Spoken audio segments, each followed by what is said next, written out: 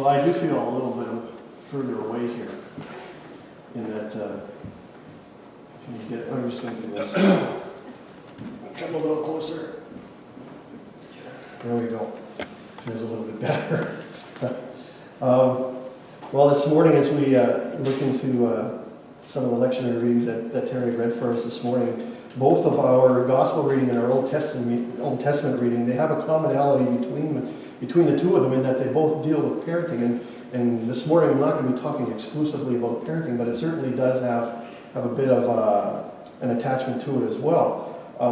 And certainly when you think of it, most of us here, not all of us, but most of us have, well, our parents and have kind of gone through that whole process. And really, is there a greater challenge than parenting? I mean, it really is quite a challenge. It can be a lot of fun, but it is filled with a lot of other things too. It is filled with a lot of challenge. And a friend of ours from our earlier years, his name was Brian Clark, and he had made a comment that I've never forgotten. And as the years kind of rolled by, I could see why he would make the comment. And he was saying that once he and his wife had kids of their own, and all of their kids are now adult kids, but when they were very, very little, he had made this comment that, it's awesome, this whole thing of being a dad. He says, but he never understood how important it was that you live out an example before them 24/7. And he says, you got to be so careful. He says, and there was no greater realization than that. And when he would see how his kids would react to certain situations, they would react much the same way that he did. And some of the things that would kind of come out of his mouth in times of frustration when he thought that maybe he was outside of ear distance or listening distance, and wasn't. And he would hear some of the very same sorts of phrases and remarks come out of these little kids' mouths that came out of his own. And this morning, read for us, was the story of a mother by the name of Hannah, and also the story of Jesus' parents, Joseph and Mary. And I want to briefly look at those stories and see what we can find within each of those stories for us to consider here on really what is the last Sunday of 2015. And I want to start with Hannah first.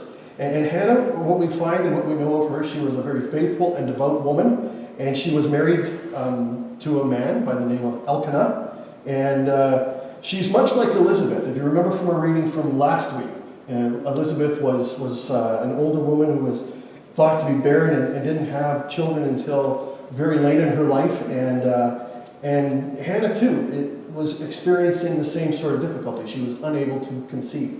And Elkanah and Hannah were trying, but it just wasn't happening for them. And what this did for Hannah is it put her into a bit of a tailspin. And she was dealing with the frustration and the depression. And she wanted children so badly, and that's true of most children. And we are told that from this era that there is no greater honor than having children. And I kind of think that would kind of transcend all of time, really. I mean, there is a motherly instinct, I think, within every woman that wants to come out and where they want to pour out onto their children and their own children. And there just didn't seem to be much that Elkanah could do to console her in this situation. And I want to read a bit of her story just to bring some context to what she was dealing with from the first chapter of 1 Samuel, because I think it does provide a bit of an understanding toward her situation. And it begins by telling us that her husband Elkanah, that he was a devout man. He was a religious man, and he had two wives. Peninnah, if I pronounce it right, and Hannah, those were his two wives. And here's their story. Now this man Elkanah, used to go up year after year from his city to worship and to sacrifice to the Lord of hosts at Shiloh, where the two sons of Eli, Hophni and Phinehas, were priests of the Lord. On the day when Elkanah sacrificed, he would give portions to Peninnah, his wife, and to all of her sons and daughters. But to Hannah he gave a double portion, because he loved her, though the Lord had closed her womb. And her rival used to provoke her grievously to irritate her, because the Lord had closed her womb. So it went on year by year. As often as she went up to the house of the Lord, she used to provoke her. Therefore Hannah wept and would not eat. And Elkanah, her husband, said to her, Hannah, why do you weep? Why do you not eat? Why is your heart sad? Am I not more than 10 sons? That last line is almost laughable in a way. But, we can observe a few things here. One is the joys of polygamy. I mean, When God says be a man of but one wife, or a husband of but, or a man of but one wife and a wife of but one husband, I think he meant that. And you just see everywhere in the Old Testament where polygamy is practiced, you just see this trail of hurt and ruin. It's really an awful thing. That's one thing. I'm not going to dwell on that a whole lot this morning. But we also see here, from what we read, is that Elkanah loved Hannah. And it would seem to me that the context of that is implying that he favored her over Peninnah. And you can imagine the tension that this would create. And this is probably why Peninnah was irritating Hannah so. She was able to bear children and Hannah wasn't, and that was what she had over Hannah. But you know what? It's interesting that even in these worst or in such awful circumstances and situations, God can do something so wonderful through it, and he can work through the mess of a household. And so let's read a little further here. And after they had eaten and drunk in Shiloh, Hannah rose. Now Eli the priest was sitting on the seat beside the doorpost of the temple of the Lord. She was deeply distressed and prayed to the Lord and wept bitterly. And she vowed a vow and said, O Lord of hosts, if you will indeed look on my affliction of your servant and remember me and not forget your servant, but will give to your servant a son, then I will give him to the Lord all the days of his life, and no razor shall touch his head. And she continued praying before the Lord. Eli observed her mouth. Hannah was speaking in her heart. Only her lips moved, and her voice was not heard. Therefore Eli took her to be a drunken woman. And Eli said to her, How long will you go on being drunk? Put your wine away from you. But Hannah answered, No, my Lord, I am a woman troubled in spirit. I have drunk neither wine nor strong drink, but have been pouring out my soul before the Lord. Do not regard your servant as a worthless woman. For all along I have been speaking out of my great anxiety and vexation. Then Eli answered, Go in peace, and the God of Israel grant your petition that you have made to him. And she said, Let your servant find favor in your eyes. Then the woman went her way and ate, and her face was no longer sad. And as we read further, we find that Hannah did conceive a child, and she named him Samuel, and Samuel grew up to become one of the more well-known prophets of the Old Testament that we know of from history. And when we arrive in the next chapter that Terry had read for us in 1 Samuel chapter 2, we find that the child that Hannah had prayed so hard for, she received, and she had, that longing that she had in her heart for this, and she cried for this, and when he was just young, Samuel, she took him back to the temple where the priest Eli was still residing and entrusted her child into his care. And she was giving back to God what had been given to her to be used in his service. And honestly, this is something, I don't doubt that this is what God had put in her heart to do, but this is something that I've always had a hard time wrapping my mind around. And I think there would be others that would feel the same way. Again, other friends of ours, couple, all of them had 3 children as well, and they're all grown-up children now with families of their own, but when their children were little, they had it within them that they had they felt that God was moving them to overseas missions, to be missionaries somewhere, and they were looking into it, but what kept them from pursuing missions at that particular time was that they would have to leave their kids out of school. And then they would go to some mission field that they would be assigned to, and their kids would get their education at this particular place, and they would be looked after, their lodging and their food, and it was like a boarding school. And, while the moms and dads would go to the mission field. And a lot of missionary kids attend these kinds of schools throughout the world. But our friends just couldn't see themselves giving up their kids in that way, and so they decided that maybe once their kids were older, then they would pursue missions at that time. And really, I can't blame them at all for deciding to do that or for wanting to do that. And listening to their story, it really makes a lot of sense to me. I can't imagine doing that with our brothers when they were little. There is so much that I feel you'd miss out on. And, and besides, we would never be able to find anyone to take them. And, no, it's okay. They're actually good kids. They're good kids. That was funny to me, I guess. And, but to me, it would feel like it would almost be irresponsible to do that. Even if for something as noble as missionary work. And that's why it's hard for me to wrap my mind around the decision that Hannah made to give Samuel to Eli, to the temple. Yet it all worked out. And it is what she believed was the honoring thing to do. And who is to say that it wasn't? For Hannah, and for the scores of other missionary couples who do this very same thing. So that's Hannah's story. And now a very brief look at Joseph and Mary's story of when Jesus was around 12 years old. Well, he was 12 years old, is what Luke tells us. And we've just come through the Christmas season, and where we have what speaks to the baby Jesus, and we've sung it, we've read it, and while we can assume that the infant Jesus was weak and helpless, and that he cried and smiled, and that he grew up through infancy and through adolescence and eventually into adulthood, you know, all four Gospels are almost silent of those years between, like, of his infancy and of his adolescence and so forth. We have little to nothing, but we do have this story here of Jesus in the temple. And here's what we do find. We know that Joseph and Mary also were devout people, and year after year, they would go to Jerusalem for Passover. And this would imply then that Jesus grew up in a faithful household. And we also know that there were other brothers and sisters and relatives that he grew up with, and they would make this annual pilgrimage to Jerusalem. And when it would take place, and families and friends, they would travel together in hordes, in bands, in large numbers. And when the Passover was over and it was time to go home, that's how they would travel back home again. And it was while on their return back home, they had already made a day's journey, and that's when the horror had hit them. You know, we hadn't seen Jesus for a while. And they begin to make rounds through the people there, asking if they've seen him, or if they had heard from him, or if they, where is he? And, I can see how that can happen too. It's happened to us, when we all of a sudden we're missing one.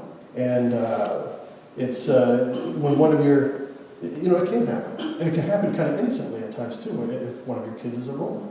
And we have one, and Joey, it's surprising how easy you can lose track of them. And even when you're on alert, we knew he had happy feet. And we were in the Calgary International Airport on our way to Maui.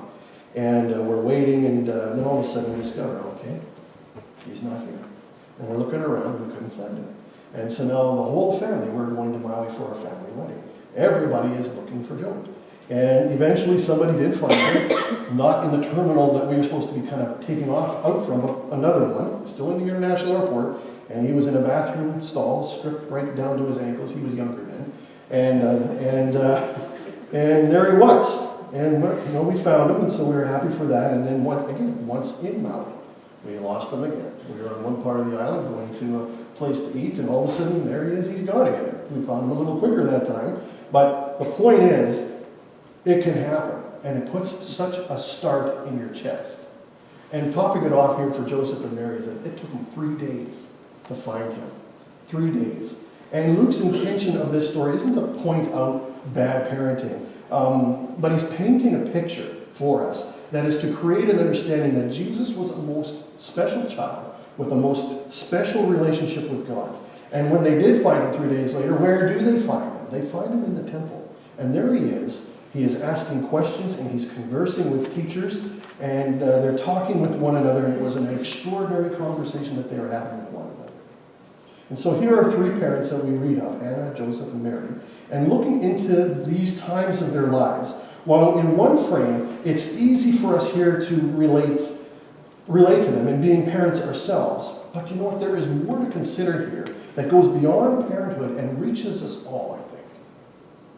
There's much more to consider. And there's a question that I think that is put before each of us, whether we are a parent or not. And it's a question that we are unable to hide from, that we are unable to avoid. And we have to let this question land right between our eyes and move us to contemplate and discover what kind of people we are.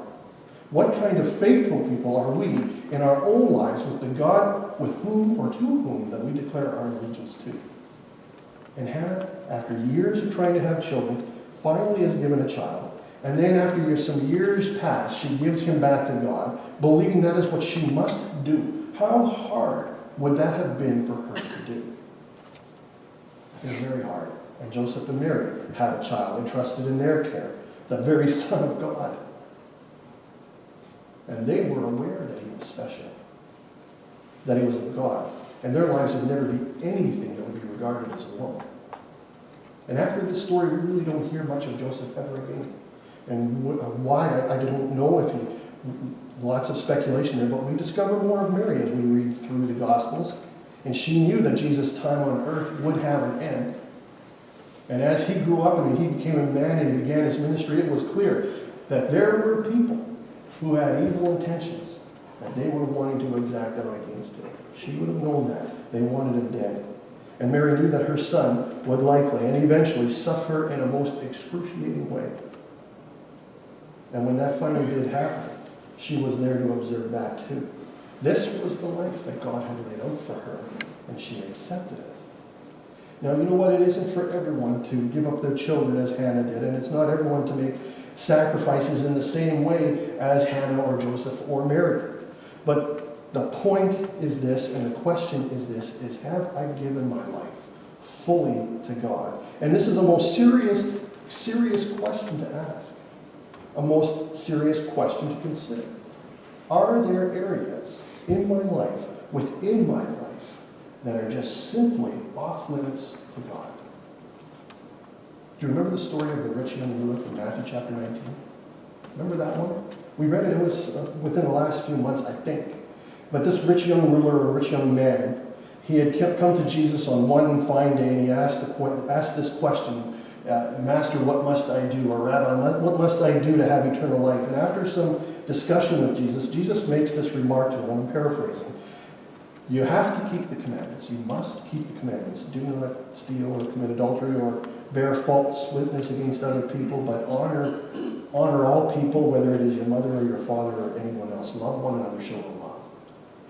And the rich man had said, I've done all of this. But he knew something wasn't quite right. Well, what do I lack? So what do I lack? And Jesus said, it's your wealth.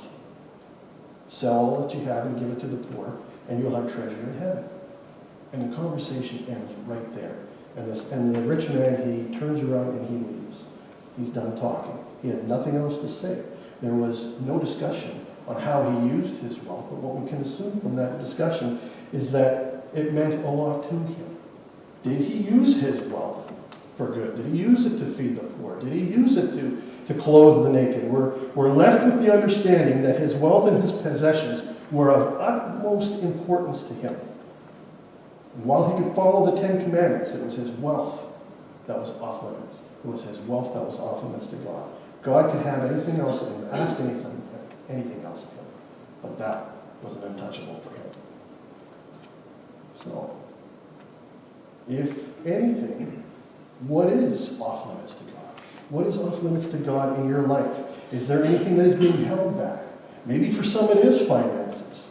But you know what? There's an array of other things that are equally or as equally crippling as that. Just for example, withholding forgiveness, where a person had been offended or badly hurt by another, and said either audibly or internally in their heart, you know, I will never forgive that person, even though forgiveness is the very thing that they know they must do, but no way, not them. I will not forgive them. They will be my enemy as long as there is breath in me. The areas that are off limits in our lives are those very things that we just know we're simply off base in. Areas of compromise. And where we stubbornly, or we just stubbornly refuse to budge or to change our thinking or our pattern of behavior, even though we know it doesn't line up with gospel living, with kingdom living. And I don't think we need to sit here and come up with a list of things, of stuff that people might regard as being off limits. We all have imaginations for that, to do that on our own, but we also, all of us here, have a conscience that God can speak into when we are willing to be still and listen to the voice of God. Speak into our lives, that voice of God that will whisper into our ears. So in this new year that we are approaching, 2016, how will we choose to approach it? What is our wish? Do we really want to walk with God, or do we merely want to invite God to join us and walk in the direction that we're going?